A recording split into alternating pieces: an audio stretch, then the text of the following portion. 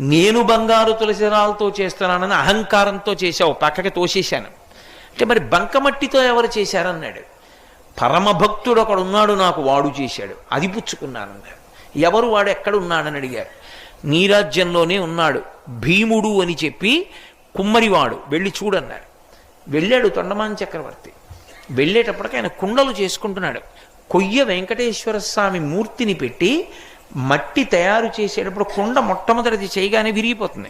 దాంతో బంకమట్టి తులసిదళం చేసి ఆయన పాదముల మీద పెట్టేవాడు. స్వామి ఉన్నాడు అని నమ్ముకునేవాడు. ఆ మట్టి తులసిదళం నేను పుచ్చుకుంటున్నానని తొండమాన్ చక్రవర్తి వెళ్ళిన తర్వాత గరుడ వాహనం మీదొచ్చి వెంకటేశ్వర స్వామి తను కట్టుకున్న బట్టలు తీసి ఆ భీముడికి కప్పి, శ్రీదేవి భూదేవి తమ ఒంటి మీద ఉన్న నగలు తీసి తమాలిని అని భీముని భార్యకి వేసి గరుడ వాహనం ఎక్కించి వైకుంఠానికి